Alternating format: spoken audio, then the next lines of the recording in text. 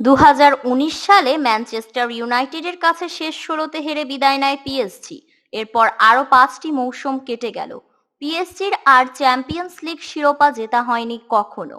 কিন্তু হাল ছাড়েনি পিএসজি। প্যারিস থেকে তারকা গেছে, এসেছে নতুন তারকা। কিন্তু নেইমার এমবাপ্পেকে সারথি বানিয়ে স্বপ্ন দেখে গেছে তারা।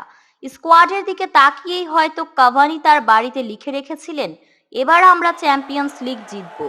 কাভানির সেই নোট চোখ এড়ায়নি তার বাবা লুইস কাভানির। রাতের খাবার খেতে বসে ছেলেকে তিনি বলতে শুরু করেন, পিএসজির হয়ে তুমি সবকিছু জিতবে, শুধু একটি ট্রফি ছাড়া। বাবার কথা শেষ না হতেই চোখ তুলে তার দিকে তাকান কাভানি। সিনিয়র কাভানি বুঝতে পারেন ছেলে চাইছে তিনি যেন কথা আর সামনে না এগোন। কিন্তু লুইস থামেননি। তিনি এরপর বলেছিলেন, ফুটবলে তুমি অর্থ ব্যয় করে জিততে পারবে না। লুইসের বলা কথাগুলো সেই মৌসুমেই চরম বাস্তবতা নিয়ে ধরা দেয় পিএসজির কাছে। সেবার ম্যানচেস্টার ইউনাইটেডের কাছে শেষ 16তে হেরে বিদায় নেয় পিএসজি। এরপর আরো 5টি মৌসুম কেটে গেল। পিএসজির আর চ্যাম্পিয়ন্স লিগ শিরোপা জেতা হয়নি এখনো। কিন্তু হাল ছাড়েনি পিএসজি। প্যারিস থেকে তারকা গেছে, এসেছে নতুন তারকা। তা এমবাপ্পে যাক, কিন্তু যাওয়ার বেলায় রাঙিয়ে দিয়ে যাক। পিএসজির সমর্থকদের মনোভাবটা ছিল এরকম। এমবাপ্পেও মনে মনে চাইছিলেন প্যারিস তিনি ছাড়বেন রাজার বেশেই। এ কারণেই কবে কখন পিএসজি ছাড়বেন সেই ঘোষণা দেননি চ্যাম্পিয়ন্স লিগ থেকে ছিটকে যাওয়ার আগে। ইউরোপে পিএসজির আরেকটা মৌসুম গেল, অধরা রইল চ্যাম্পিয়ন্স লিগ ট্রফি। কিন্তু মেসি, নেইমার, এমবাপ্পের মতো মহাতারকা কি আর আসবে পিএসজিতে?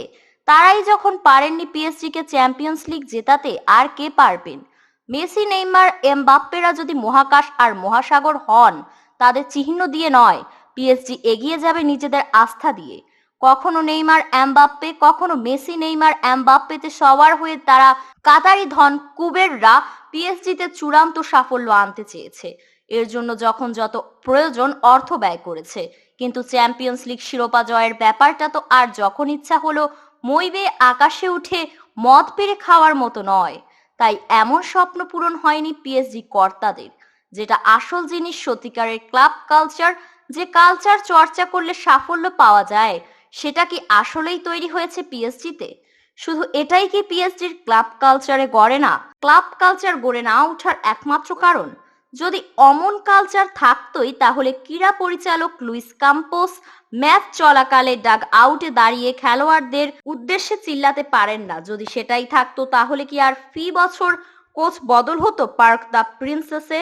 গত 3 বছরের কথাই ধরুন না, 2021 সালে দলটির কোচ ছিলেন মরিসিও পচেতিনো, পরের বছর ক্রিস্টফ গালতিয়ের, আর 2023 সালে প্যারিসের ডাগ আউটে লুইস এনরিকে। পরিষ্কার করে এটা বলে দেওয়া মুশকিল যে আর মেসি, নেইমার, এমবাপ্পেরা যখন পারেননি, পিএসজিও আর পারবে না চ্যাম্পিয়ন্স লিগ জিততে। 1991 সালে রেড স্টার বেলগ্রেভ বা 2004 সালে পর্তুকি দলীয় প্রচেষ্টায় চ্যাম্পিয়ন্স লিগ জেতেনি।